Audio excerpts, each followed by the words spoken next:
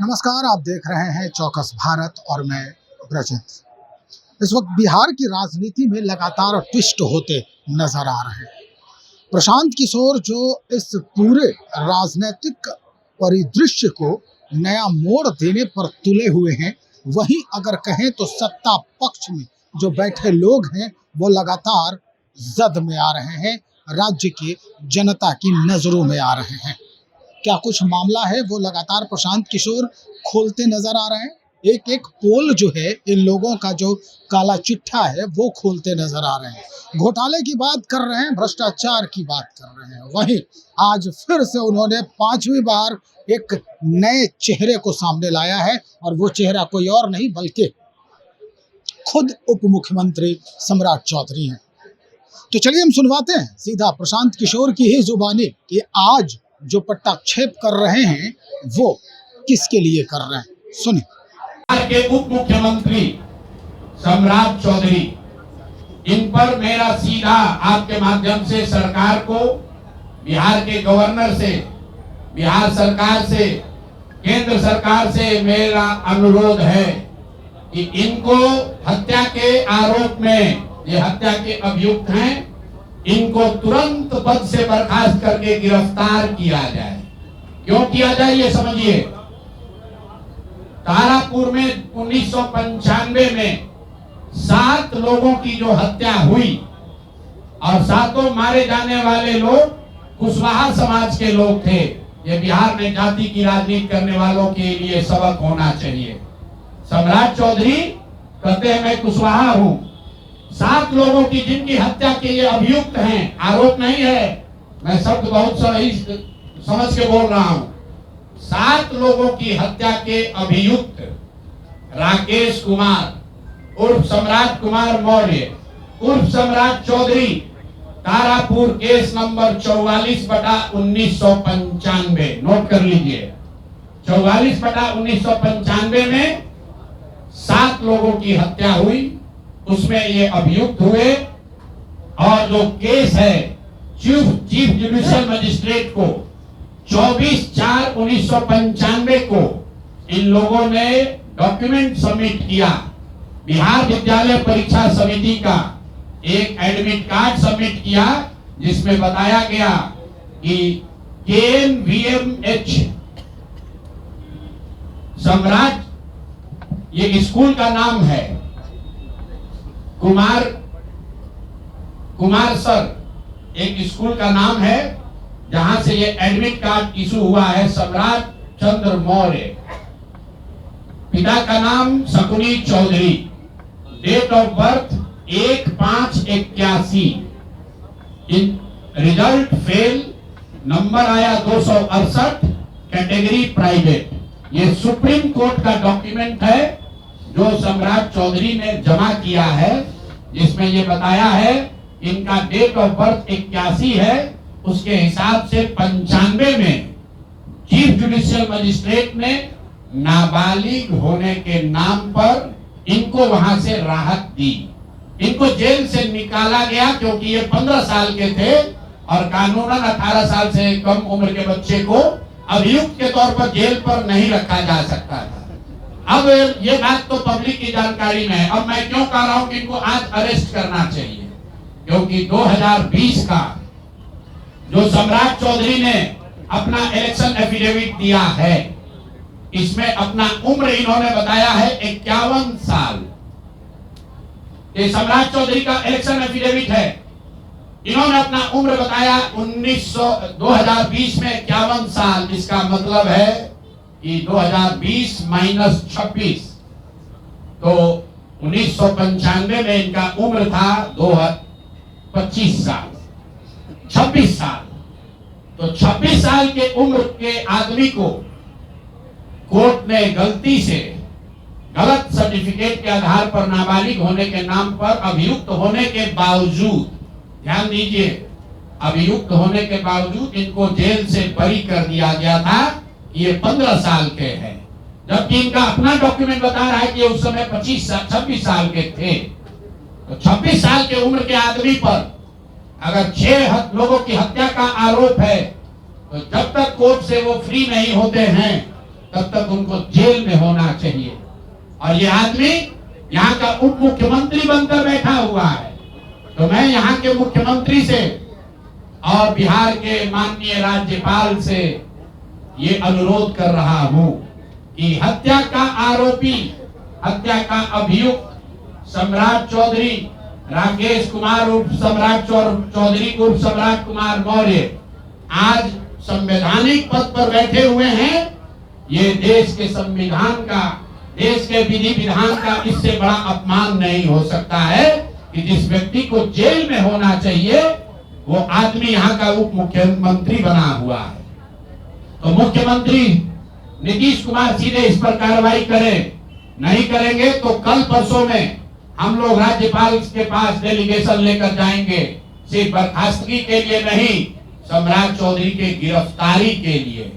पूरा समझिए, मैं कैमरे पर कह रहा हूं, सम्राट चौधरी हत्या के अभियुक्त है, जेल से फर्जी डॉक्यूमेंट निकाल कर बाहर निकले हैं। या तो इनको बर्खास्त करके गिरफ्तार कीजिए और नहीं तो देश में जितने लोग हत्या किए हैं उनको भी जेल से छोड़ दीजिए। ये हालात है, ये डॉक्यूमेंट है आपके सामने। ये सम्राट चौधरी का इलेक्शन एफिडेविट है जिसमें 2020 में उन्होंने अपने आप को 51 साल का बताया है। उसके मुताबिक 1995 में वो 26 साल के थे और कोर्ट में इस आधार पर इनको बरी किया गया है कि ये 15 साल के बालक हैं। तो ये बता दें कि ये हत्या के आरोपी हैं। इन्होंने जो सर्टिफिकेट दिया है वो ठीक है कि नहीं है। बाकी ये भाई साहब जो घोटाला किए हैं अपने डिग्री उग्री में तो बहुत छोटी बात है। आज की प्रेस कॉन्फ्रेंस सीधी हम लोग मांग कर रहे हैं, सम्राट चौधरी को हत्या के अभियुक्त हैं, 6 हत्या के अभियुक्त हैं, उनको गिरफ्तार कीजिए और नहीं तो बिहार में जितने लोग पर अभियुक्त जिनको बनाया गया उनको सबको छोड़िए। इस देश में अलग अलग कानून नहीं हो सकता है। और ये गृह मंत्री के साथ घूम रहे हैं। मोदी जी को हम लोग कल पत्र लिखेंगे कि आपके पार्टी का नेता, जितने लोग भाजपा के समर्थक हैं, भाजपा के जितने लोग नेता हैं, कार्यकर्ता हैं, वोटर हैं, आपके जरिए से सबको बता रहा हूं, मेरे भाई एक बार अपने दिल पर हाथ रखकर सोचो, जिस व्यक्ति पर 6 लोगों की हत्या का आरोप है, जो व्यक्ति 6 लोगों की हत्या का अभियुक्त है, उसको तुम अपना नेता बनाकर बिहार का उप मुख्यमंत्री बनाए हो और तुम अपराध की बात करते हो, तुम जंगल राज की बात करते हो। तो सम्राट चौधरी को अभी के अभी पद से इस्तीफा देकर पुलिस को अरेस्ट करना चाहिए और अगर पुलिस अरेस्ट नहीं करती है तो हम लोग कोर्ट में मूव करेंगे, कोर्ट के संज्ञान में बात को लाएंगे कि साहब ये बताइए कि कैसे आपने इनको बेल दिया है, कैसे इनको आप समाज में बाहर रहने की अनुमति दे रहे हैं। और सम्राट चौधरी की अंतिम बात, इनके अपराध की गाथा की, सिर्फ हत्या के अभियुक्त नहीं है। बिहार में पुरानी पत्रकारिता करने वाले लोग, आपने शिल्पी गौतम के रेप और हत्याकांड की कहानी सुनी होगी। आपने सुना होगा कि लालू जी के जंगल राज का जब चरम सीमा था, जितनी यहाँ माताएं बहने हैं, जो पढ़े लिखे लोग, समझदार लोग हैं, स्वच्छ छवि वाले बिहार में रहने वाले लोग हैं, याद कर लीजिए शिल्पी गौतम रेप और मर्डर केस, जिसमें एक डॉक्टर के लड़के को और शिल्पी गौतम के साथ ऐसा आरोप लगा था कि उनके साथ सामूहिक बलात्कार और उसके बाद उनकी हत्या कर दी गई थी। साधु यादव पर उसका आरोप लगा था, बड़ी हंगामा हुआ, सीबीआई में केस गया। मैं आपके माध्यम से आज पूछ रहा हूं कि क्या अभी के उप मुख्यमंत्री सम्राट चौधरी उर्फ राकेश कुमार उर्फ सम्राट कुमार मौर्य उस केस में संदिग्ध अभियुक्त के तौर पर नामजद थे या नहीं थे, ये प्रेस में वो बता दें, उसके बाद हम उसका डॉक्यूमेंट आपको जारी करेंगे। इनका सीबीआई ने इनको अभियुक्त के तौर पर इनकी जांच की थी कि नहीं, उस मुकदमा में इनको नामजद संदिग्ध बनाया गया था कि नहीं, ये सीधा आपको बता रहे हैं। ये आए और ये पूरा केस तब के भाजपा के नेता सुशील कुमार मोदी जी ने उठाया था और तब सम्राट चौधरी यही साधु यादव और राजद के गैंग के हिस्सा थे। और अब वो बता दें, हम इतना ही बोल रहे हैं, अभी से भी गांधी जी ने कहा है गलती हो गई तो आकर माफी मांग लो, आकर बताइए कि उस केस में आप अभियुक्त के तौर पर आपको सीबीआई ने आपकी जांच की थी कि नहीं की थी, आपके सैंपल टेस्ट लिए गए थे कि नहीं लिए गए थे, आपके उस घटना में क्या संलिप्तता है नहीं है ये बताइए। उस केस में आपको बता देते हैं लालू जी का प्रभाव था, साधु यादव को बचाने के लिए केस को बंद कर दिया गया, लेकिन वो केस खत्म नहीं हुआ। पटना के एक एक आदमी को याद है वो घटना। तो अब राकेश कुमार बताएं, आज के सम्राट चौधरी बताए कि उस केस में इनकी भूमिका क्या थी, उसमें ये नामजद थे कि नहीं थे, और थे तो इन्होंने इसको डिस्क्लोज क्यों नहीं किया। अब आज का घोषणा खत्म। मैंने अपनी बात बताई कि हमारे पास पैसा कहां से आया, कितना किसने दिया, कितना टैक्स भरा, और जो पैसा बचा उसका मैंने क्या किया। दूसरी बात मैंने अशोक चौधरी को बताया।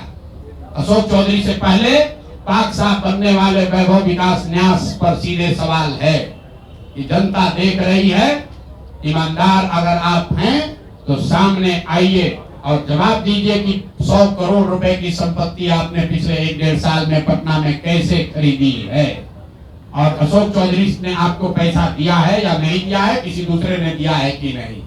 तीसरी बात मैंने कही कि अशोक चौधरी पर 200 करोड़ का हमने बताया है, 200 करोड़ का बेनामी संपत्ति खरीदने का आरोप लगाया है। आज अशोक चौधरी ने शायद ये कहा है कि वो कानूनी दाव पेच छोड़कर राजनीतिक लड़ाई लड़ेंगे। इससे बात नहीं बनेगी। कानून का मदद लेकर जनता के आंख में धूल झोंकने का जो कोशिश किए हो अशोक चौधरी, या तो मानहानि का नोटिस आधिकारिक तौर पर वापस लीजिए, नहीं तो 7 दिन के अंदर आप पर 500 करोड़ की जो और बेनामी संपत्ति का कागज मेरे पास है उसको भी बिहार की जनता के सामने जारी करेंगे। और चौथी बात जो मैंने बताई, अभी के उप मुख्यमंत्री सम्राट चौधरी, जिन पर 6 लोगों की हत्या के जो अभियुक्त हैं और कोर्ट ने जिनको राहत नहीं दी, बरी नहीं किया, सिर्फ नाबालिग होने के गलत सर्टिफिकेट की वजह से कोर्ट ने इनको छोड़ा है। अशोक चौधरी ने खुद मान लिया है अपने इलेक्शन एफिडेविट में कि 1995 में उनकी उम्र 26 साल थी। तो अब अशोक चौधरी को तुरंत पद से बर्खास्त करके उनको गिरफ्तार किया जाना चाहिए। सम्राट चौधरी, सॉरी, ये दोनों चौधरी में कंफ्यूज कर गए। सम्राट चौधरी उप मुख्यमंत्री को जो हत्या के अभियुक्त हैं, इनको पद से सिर्फ इस्तीफा नहीं देना है, इनको पुलिस अगर गिरफ्तार नहीं करती है तो जन सुराज कोर्ट में मूव करेगा। कल हम लोग गवर्नर से टाइम लेंगे। और अंतिम बात जो मैंने कहा कि अगर इससे भी बात नहीं बनती है, इनका आपराधिक चरित्र खुलकर नहीं आपको दिखता है, तो शिल्पी गौतम हत्याकांड में अपनी भूमिका पर आकर प्रेस में बता दें कि ये उसमें एक संदिग्ध अभियुक्त के तौर पर सीबीआई ने इनकी जांच करी थी कि नहीं करी थी। अगर ये कहते हैं नहीं की थी तो हम आपको डॉक्यूमेंट जारी करेंगे, सीबीआई के डॉक्यूमेंट, इनकी स्थिति उसमें क्या थी। अब मेरा बात खत्म हुआ, अब आपको जो सवाल करना है वो कर लीजिए। आरजेडी कांग्रेस की चुप्पी ये कहती है कि चोर चोर मौसेरे भाई, ये हमाम में सब नंगे हैं। दिलीप जायसवाल ने मेडिकल कॉलेज का कब्जा आरजेडी के तब के सीमांचल के बड़े बाहुबली नेता की मदद से किया और अपने लूट के उस खजाने से आरजेडी के खजाने में भी दान पत्र में भरा। तभी तो राबड़ी देवी खड़े होकर कहती है कि दिलीप जायसवाल जी तो हमारे मुंह बोले भाई हैं। तो जितने लोग राजद को, लालटेन को वोट देते हैं, देख लो भाई, एक और कहते हैं कि हम भाजपा से लड़ रहे हैं और एक और भाजपा के नेताओं के साथ मिलकर सिखों का कॉलेज कब्जा किया है, उससे पैसा तहसील रहा है, उसके कॉलेज से अपने बच्चों का गलत मेडिकल का डिग्री दिलवा रहा है। कांग्रेस का कोई महत्व नहीं है। कांग्रेस पर इतना भ्रष्टाचार का आरोप है कि भ्रष्टाचार का नाम सुन के डर के भागता है, सोचता है कि भ्रष्टाचार को कुछ बोलेंगे तो लोग पूछ लेगा कि तुम भी तो नेशनल हेराल्ड में घोटाला किए हो, तुम भी तो 2 लाख करोड़ का घोटाला किए थे। अगर कांग्रेस वाले बिहार में 70,000 करोड़ के सीएजी का बात करेंगे तो सामने वाला भाजपा वाला कहेगा कि 2 लाख करोड़ आप पर भी तो चोरी का इंजाम था। लेकिन जन सुराज और प्रशांत किशोर पर आप चोरी का इल्जाम नहीं लगा सकते हैं। और आगे कोई कंफ्यूजन न करे, इसीलिए आगे कोई बात कहने से पहले हमने अपना अकाउंट जारी कर दिया 241 करोड़ के इनकम का, उस इनकम पर भरे हुए जीएसटी का, उस पर दिए इनकम टैक्स का, और उसके बाद जो 98 करोड़ डोनेट किया पार्टी को उसका। अगर कोई गलती हो तो फांसी पर चढ़ा देना, लेकिन अपने बराबरी में खड़ा मत करो। तुम चोर हो, तुम बिहार को लूटने का षड्यंत्र कर रहे हो। तुम्हारे जीवन का उद्देश्य बिहार को लूटना है, मेरे जीवन का उद्देश्य बिहार को बनाना है, दोनों में फर्क है। कल तेजस्वी यादव ने प्रेस कॉन्फ्रेंस करके कहा है कि हम भी सूची बना रहे हैं भ्रष्ट नेताओं का, जो है कि हम भी पोल खोलेंगे। तेजस्वी यादव अगर सूची बनाएंगे तो सबसे पहले तो अपने दोनों मामा का नाम लिखना पड़ेगा, साधु यादव, सुभाष यादव। उसके बाद अपने माता पिताजी का नाम लिखना पड़ेगा। तो चारा चोरी के मामले में, लैंड फॉर जॉब में जाने कितने लोगों का जमीन लिखवा लिए उसके मामले में। उसके बाद तेजस्वी यादव का वो अपने उन जिला के राजद के बाहुबली नेताओं का नाम लिखना पड़ेगा जिन्होंने अपराध, अपहरण, जमीन रंगाई, हत्या के आधार पर अपना साम्राज्य खड़ा किया है। तो पहले इनका नाम जारी करेंगे। वर्तमान सरकार की बात कर रहे हैं, ये सब सरकार ही में तो है। अभी तेजस्वी यादव भी तो सरकार में थे 2 साल से पहले। सरकार और विपक्ष दोनों पर कानून को पैसा नहीं देते हैं। उनका विधायक पैसा नहीं लेता है, सैलरी नहीं देता है, उनके विधायक को घर नहीं मिला है। तेजस्वी यादव को जेल प्लस सिक्योरिटी मिली, उसका पैसा कौन भर रहा है? बिहार की जनता भर रही है। तेजस्वी यादव जिस घर में रहते हैं उसका किराया कौन देता है? बिहार की जनता देती है। राजद का, कांग्रेस का जो विधायक है उसका महीना का पैसा कौन देता है? बिहार की जनता देती है। बिहार के जनता से भत्ता ले रहे हो, सैलरी ले रहे हो, तो तुम चोरी करोगे तो तुम उसका जारी नहीं होगा। हम क्यों नहीं बोल रहे हैं राजद पर? क्योंकि ये तो जाने हुए चोर है। पूरा बिहार जानता है ये चोर है। इस चोर को चोर करने का क्या फायदा है?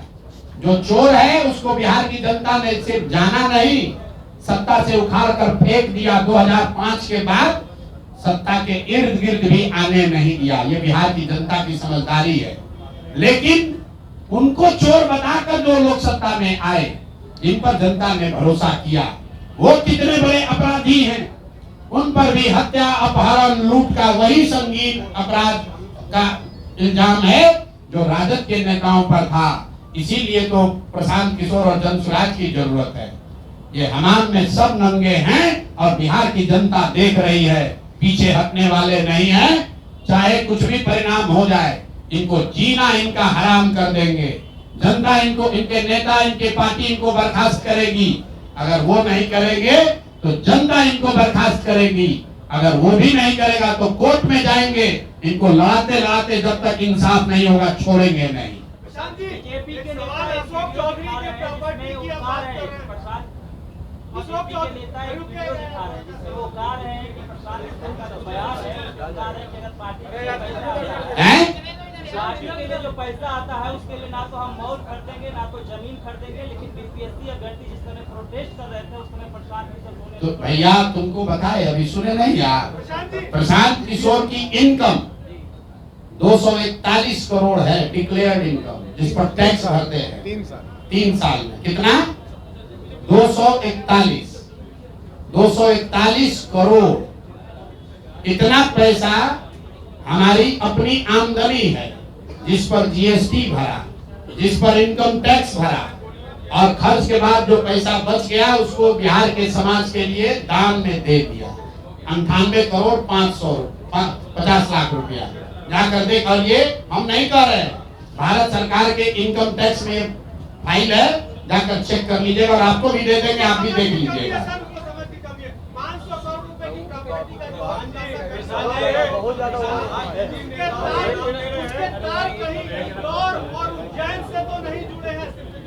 मेरे भाई ये देखिए, मैंने आपको कहा दिलीप जायसवाल पर हम लोग कोई इन्वेस्टिगेटिंग एजेंसी नहीं है। अगर हर मंत्री के सारे भ्रष्टाचार के पैसे और संपत्ति का हम घोषणा करने लगे तो 2-4 दिन ये प्रेस चलता रहेगा। हमने दिलीप जायसवाल को बताया कि आदमी अपराधी है, भ्रष्टाचारी है। उसके बाद वो आदमी सरेंडर कर गया, मूर्छित हो गया। बिहार की जनता ने मान लिया भाई ये गलती मान रहा है, तो उसको हमने छोड़ दिया। छोड़ा सिर्फ नवंबर तक है। कल जब व्यवस्था बनेगी तो उन पर ट्रायल चलेगा, कॉलेज वापस लिया जाएगा और उन्होंने जो गलती की गई की उस पर सजा होगी। सुनिए एक मिनट, अब अशोक चौधरी पर कहा गया 200 करोड़ की बेनामी संपत्ति का। अशोक चौधरी का 200 करोड़ रुपया थोड़ी ना है, वो तो सैकड़ों करोड़ रुपया और कमाए हैं। 200 करोड़ पे 50 करोड़ की पेपर हम लोगों ने जारी कर दिया।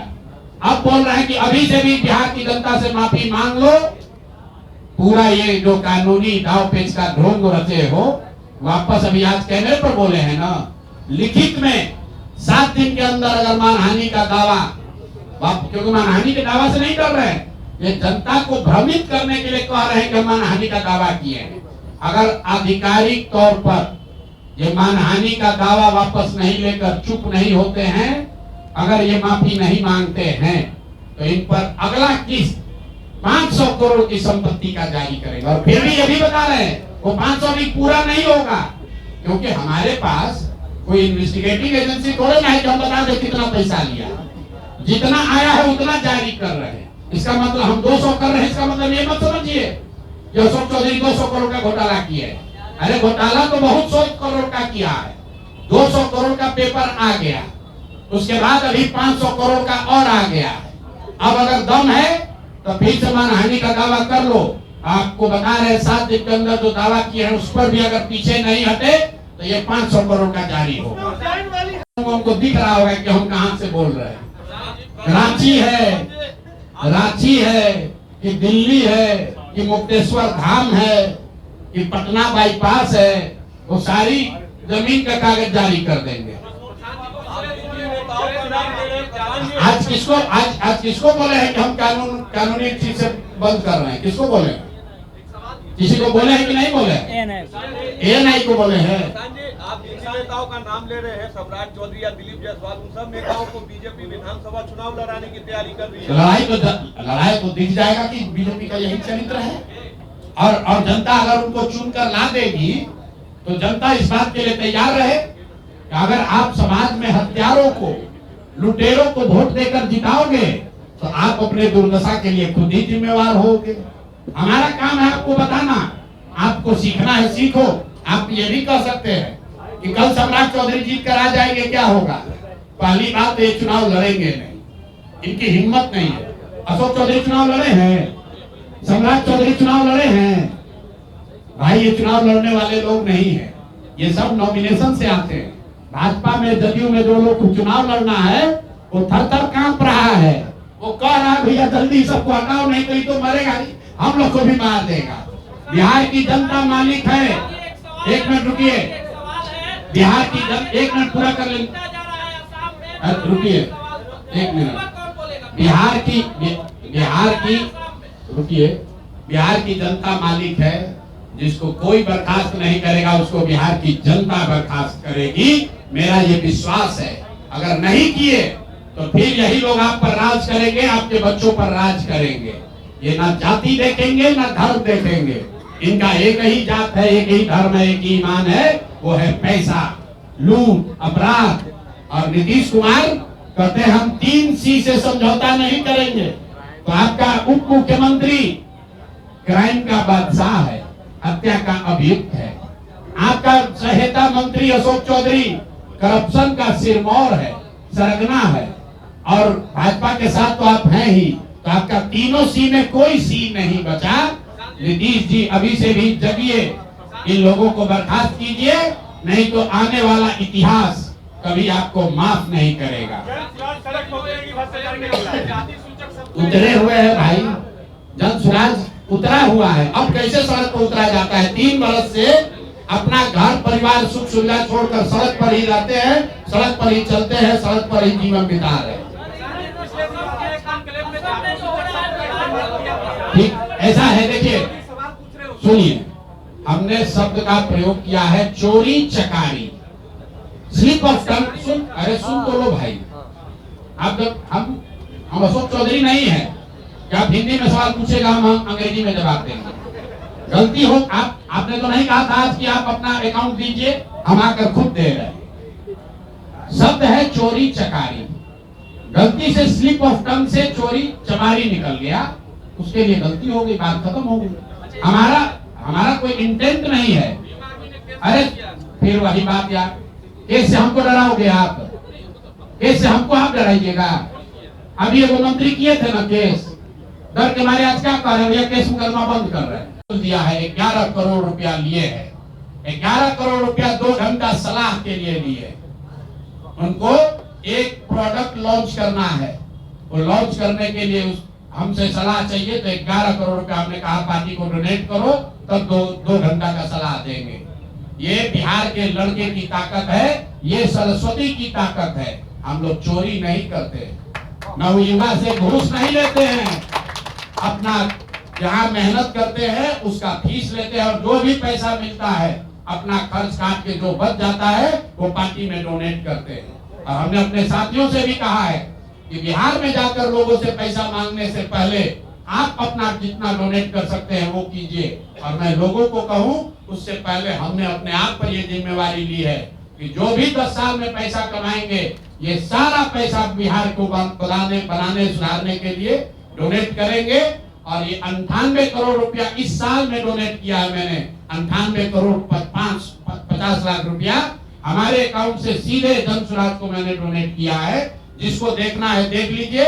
और फिर से दावा कर रहे हैं, अगर इसमें कोई कमी गलती एक पैसा का निकल जाए तो केंद्र सरकार जांच करा ले, ईडी सीबीआई इनकम टैक्स लगा ले, एक पैसे का ऊपर नीचे होगा नहीं। और ये बात अब यहाँ से खत्म होनी चाहिए। मेरे लिए अपमान की बात है कि आप कहते हैं कि अशोक चौधरी भी चोरी किया है, प्रशांत किशोर भी चोरी किया है। हम इन लोगों के पंक्ति में खड़ा होने वाले लोग नहीं हैं। मरना पसंद है, लेकिन इन चोर नेताओं के साथ बराबरी पर खड़ा नहीं हो सकते हैं। हम लोग चोरी नहीं करते हैं। और अब मैं आपसे सवाल पूछ रहा हूं, अब आज जिस काम के लिए आप जुड़े हैं, पहला इल्जाम सीधा और सीधा वैभव विकास ट्रस्ट पर, न्यास पर है।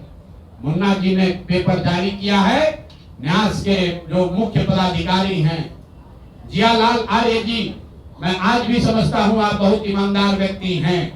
आप बताइए कि पिछले 1 साल में जब से अशोक चौधरी की बेटी की सगाई आपकी अनिता कुणाल के लड़के से हुई है, उसके बाद से 100 करोड़ से ज्यादा की संपत्ति पटना में न्यास के द्वारा खरीदी गई है।